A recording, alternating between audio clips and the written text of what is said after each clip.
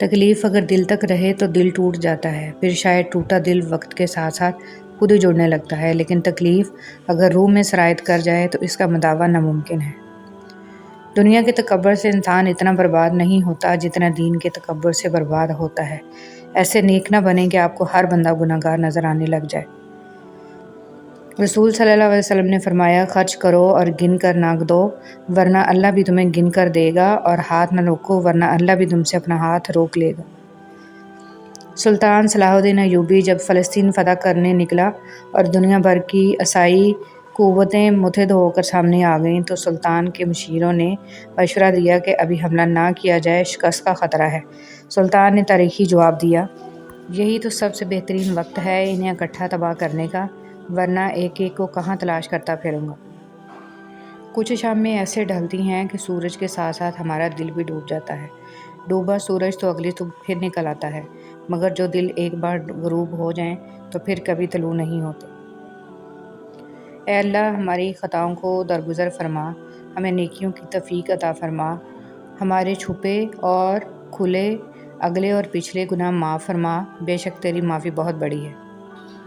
انگلیوں کے اندر ہڈیاں رکھ کر مضبوطی دی، جوڑ رکھ کر حرکت دی، ناخن سے خوبصورتی دی اور فنگر پرنٹس کا کور چڑھا کر ایک شناخت دی۔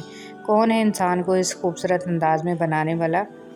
بے شک وہ شہنشاہ، وہ خالق عظیم، اکیلا اللہ ہے، بے شک سبحان اللہ۔ انسان نوکری حاصل کرنے یا کوئی کاروبار سیٹ کرنے کے لیے اتنی محنت کرتا ہے، تو پھر کیوں نہ تھوڑی بہت اور محنت کر کے یعنی دین کی طرف آ کر اپنی آخرت سنوارنے کی کوشش کرے کہ جہاں پر اسے ہمیشہ کا عیش مل جائے۔ کثرت مت مانگیے، برکت مانگیے۔ کثرت آزمائش ہے جبکہ برکت ایک نعمت۔ کثرت نصیب ہے اور برکت خوش نصیبی۔ کثرت آپ کا اندازہ ہے کہ اس قدر ہو تاکہ آپ کی ضروریات پوری ہوں، اور برکت اللہ تعالیٰ کی گارنٹی ہے کہ جو ملے اس میں ضروریات لازماً پوری ہوں۔ کثرت والے حساب میں پھنس گئے اور برکت والے پار لگ گئے۔ رب واقف ہے تیرے دل کی تڑپ سے، وہ ضائع نہ کرے گا، دعائیں ذرا انتظار کر۔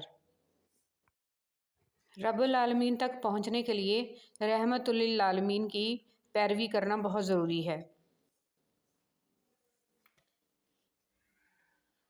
وقت، دوست اور رشتہ دار انسان کو مفت میں ملتے ہیں، لیکن ان کی قیمت بچھڑ جانے کے بعد معلوم ہوتی ہے۔ اللہ تعالیٰ کے دو محبوب کلمے، سبحان اللہ و بحمدہ، سبحان اللہ العظیم۔ پاک ہے اللہ اپنی خوبیوں سمیت، پاک ہے اللہ بہت عظمت والا۔ ہوتا ہے مجبور ہوتا ہے، جوان ہوتا ہے تو طاقت بھی آتی ہے، پیسہ بھی آتا ہے، اپنی مرضی سے گھوم پھر بھی سکتا ہے، لیکن ایک وقت آتا ہے کہ لکڑی کے سہارے چلنے لگتا ہے، ویل چیئر پر آ جاتا ہے، موت کا شکار ہو جاتا ہے۔ یہ انسانی جسم پر حکومت کس کی چل رہی ہے؟ بے شک وہ اکیلا اللہ ہے، جس نے اس کی بات مانی وہ کامیاب ہو گیا۔ ضروری نہیں کہ کچھ بڑا کریں، زندگی میں چھوٹی چھوٹی نیکیاں کرتے جائیں، کسی کا دکھ سن لیں، کسی کو دلاسا دے دیں، کسی بھوکے کو کھانا کھلا دیں، کسی کو مسکراہٹ عطا کر دیں۔ یہ چھوٹی چھوٹی خوشیاں ہی زندگی کے سمندر میں بڑی بڑی مثبت لہریں پیدا کرتی ہیں۔ رسول اللہ صلی اللہ علیہ وسلم نے فرمایا، جس شخص کے دل میں رائی کے دانے کے برابر بھی تکبر ہوگا وہ جنت میں نہیں جائے گا۔ اس پر ایک شخص نے سوال کیا کہ اللہ کے رسول صلی اللہ علیہ وسلم، ہر شخص چاہتا ہے کہ اس کا لباس اور جوتے وغیرہ اچھے ہوں، تو کیا وہ بھی جنت میں نہ جا سکے گا؟ اس پر رسول صلی اللہ علیہ وسلم نے فرمایا، یقیناً اللہ خوبصورت ہے اور خوبصورتی کو پسند فرماتا ہے۔ تکبر کا مطلب یہ ہے کہ بندہ حق کو ٹھکرا دے اور لوگوں کو حقیر سمجھے۔ ارشاد باری تعالیٰ ہے، اور جان لو کہ تمہارے مال اور تمہاری اولاد ایک آزمائش کے سوا کچھ نہیں ہے، اور یہ یقیناً اللہ اسی کے پاس بہت بڑا اجر ہے۔ ذکر الہی کے انعامات۔ رسول صلی اللہ علیہ وسلم نے فرمایا، جو لوگ اللہ کو یاد کرتے ہیں نورانی فرشتے ان کے گرد جمع ہو جاتے ہیں، اللہ کی رحمت ان پر چھا جاتی ہے، سکون اور اطمینان ان پر نازل ہونے لگتا ہے، اور اللہ تعالیٰ ان لوگوں کا ذکر فرشتوں میں فرمانے لگتا ہے۔ رب العزت کا دروازہ کبھی بند نہیں ہوتا، لینے والے ہی دروازہ کھٹکھٹانا بھول جاتے ہیں۔ اس کائنات میں صرف اللہ کی رحمت کی دکان ایسی ہے جہاں خریداری کے لیے اگر جیب میں کوئی نیکی نہیں تو آپ ہاتھوں پہ چند سکے آنسو رکھ کے جو چاہے خرید لیں، بے شک اللہ بڑا مہربان اور نہایت رحم والا ہے۔ اے خالق کائنات، جن مشکلوں اور پریشانیوں میں ہم مبتلا ہیں تو انہیں اپنی شان کریمی سے حل کر دے۔ ہمیں دنیا اور آخرت کی ذلت اور رسوائی سے بچا اور دنیا اور آخرت کی بھلائی عطا فرما، آمین ثم آمین۔ حضور صلی اللہ علیہ وسلم نے فرمایا، تم سب کو قرآن پڑھنا چاہیے، کیونکہ قرآن کا پڑھنا گناہوں کا کفارہ اور جہنم کے خلاف ڈھال ہوتا ہے اور عذاب سے امان دلاتا ہے۔ آیت الکرسی۔ آیت الکرسی کو سید القرآن کہا جاتا ہے۔ آیت الکرسی قرآن کا بلند ترین نقطہ ہے۔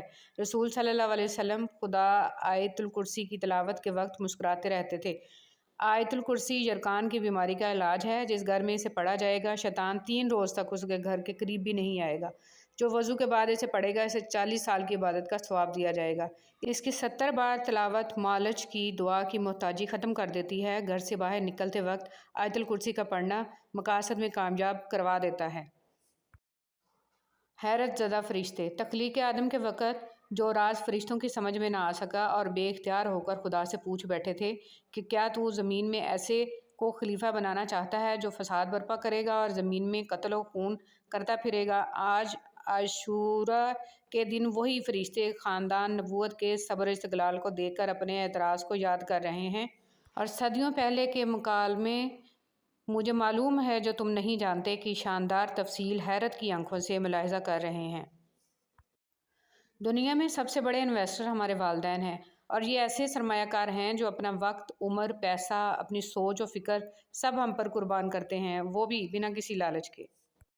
ہمارے پیارے نبی صلی اللہ علیہ وسلم نے اپنی عمر سے بڑی عمر کی عورت حضرت خدیجہ رضی اللہ تعالیٰ عنہ اور اپنی عمر سے چھوٹی عمر کی لڑکی حضرت عائشہ رضی اللہ تعالیٰ عنہ سے شادی کر کے اپنی امت کو پیغام دیا ہے کہ شادی میں عمر کا یا چھوٹے بڑے ہونے کا کوئی تعلق نہیں ہے۔ بات صرف محبت، پیار، عزت دینے اور نبھانے کی ہے۔ اس لیے کسی کا مذاق اڑانے سے پہلے ہمیں اپنے نبی کی سیرت کو دیکھ لینا چاہیے۔ صلی اللہ علیہ وسلم نے فرمایا کہ ایک شخص کا انتقال ہوا، قبر میں اس سے سوال ہوا، ہمارے پاس کوئی نیکی ہے؟ اس نے کہا، میں لوگوں سے خرید و فروخت کرتا تھا، اور جب کسی پر میرا قرض ہوتا تھا تو میں مالداروں کو مہلت دیا کرتا تھا اور تنگ دستوں کے قرض کو معاف کر دیا کرتا تھا، اس پر اس کی بخشش ہو گئی۔ رسول صلی اللہ علیہ وسلم نے ارشاد فرمایا، جب حافظ قرآن مر جاتا ہے، اللہ تعالیٰ زمین کو حکم دیتا ہے کہ اس کے گوشت و پوست نہ کھانا۔ زمین عرض کرتی ہے، میرے معبود، میں اس کا گوشت کیسے کھا سکتی ہوں جبکہ اس کے شکم میں تیرا کلام ہے۔ ہمارے نفسیات کی روح سے دیکھا جائے تو اگر کوئی شخص ہم سے بچھڑ جاتا ہے تو اسے بلانے میں ہمارا دماغ 21 دن لیتا ہے، مگر نفسیات کا یہ اصول صرف اور صرف دماغ کے لیے ہی ہے، جبکہ دل کا کوئی اصول نہیں ہوتا۔ بات جب دل کے معاملے میں آن ٹکے تو تب 21 سال بھی کم پڑ جاتے ہیں۔ دعائیں تب اثر کرتی ہیں جب انہیں صبر کی مہر لگا دی جائے، اور صبر یہ نہیں ہے کہ اللہ پاک سے مانگنا چھوڑ دو، بلکہ صبر تو یہ ہے کہ لوگوں سے کہنا چھوڑ دو۔ محبتوں کی قیمتیں نہیں ہوا کرتی، نہ ہی یہ بازاروں میں بکتی ہیں، یہ بہت خاموشی سے پروان چڑھتی ہیں، جہاں من پسند روم ملے وہیں بیٹھ جاتی ہیں۔ اچھی زندگی گزارنے کا ایک کلیہ یہ بھی ہے کہ جتنی مرضی بڑے عہدے پر پہنچ جاؤ، کسی کو محسوس نہ ہونے پائے کہ تم بڑے ہو۔ خود کو سادہ اور عام رکھو، پرسکون رہو گے۔ یاد رکھنا، تمہارا اصل سٹیٹس یہی ہے، کوئی تمہارے سامنے بیٹھ کر خود کو حقیر نہ سمجھے۔ خوشی کوئی فہرست نہیں ہے جسے پورا کر کے آپ خوش ہو جائیں گے۔ ایک اچھی نوکری، چمکتی گاڑی، یہاں تک کہ کسی کی محبت، ان سب کو پا کر بھی آپ کو خوشی کا راستہ نہیں ملے گا اگر آپ اندر سے مطمئن محسوس نہیں کرتے، خود کو نہیں پہچانتے اور خود سے محبت نہیں کرتے۔ اگر آپ اندر سے مطمئن ہیں تو آپ بغیر وجہ کے بھی خوش رہنا جان جاتے ہیں۔ عقل کی کروڑوں دلیلیں اللہ سے ایک گناہ بھی معاف نہیں کرا سکتیں، لیکن ندامت کا ایک آنسو زندگی بھر کے گناہ معاف کرا سکتا ہے۔ لوٹ آؤ اپنے رب کی طرف اس سے پہلے کہ لوٹا دیے جاؤ۔ کوئی ناراض ہو تو کتنی منتیں کرنی پڑتی ہیں اسے منانے کے لیے، اور ایک اللہ پاک کی ذات ہے جو ایک آنسو سے عمر بھر کے گناہ معاف کر کے مان جاتا ہے۔ یقین کی ایک ڈور ٹوٹتی ہے تو وہ تمہیں دوسری ڈور سے فوراً جوڑ دیتا ہے۔ تم تھک کر رکتے ہو تو وہ چلنے کی ایک نئی وجہ دے دیتا ہے۔ وہ ہمیشہ تمہارے ساتھ رہتا ہے، آزمائش کے ساتھ بھی اور آزمائش کے بعد بھی۔ ابھی مشکلوں کو دیکھ کر لگے گا کہ دعا نہ جانے کہاں اٹک گئی ہے، دعا پوری نہیں ہو رہی۔ یعقوب کی دعا بھی سالوں بعد پوری ہوئی تھی، مگر ہوئی ضرور تھی۔ ایسا نہیں تھا کہ اللہ نے ان کی دعا نہ سنی ہو یا سنی انسنی کر دی ہو، اللہ نے سب سنا تھا، مگر جواب دینے کے لیے یعقوب علیہ السلام کا صبر دیکھا تھا۔ تمہاری دعا ابھی ناممکن لگے گی، مگر بعد میں معجزوں کو دیکھ کر لگے گا وہ تو کہنے سے پہلے ہی سن لی گئی تھی، انشاءاللہ۔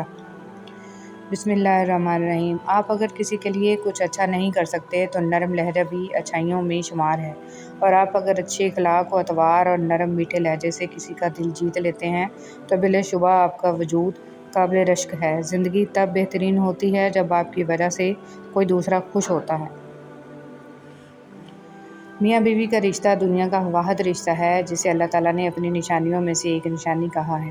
ہر کسی رشتے کو اللہ نے اپنی نشانی نہیں کہا، کیونکہ یہی رشتہ معاشرے کی بنیاد ہے۔ اللہ پاک تمام میاں بیوی میں حقیقی محبت پیدا فرمائے اور شیاطین کے شر سے محفوظ رکھے، آمین۔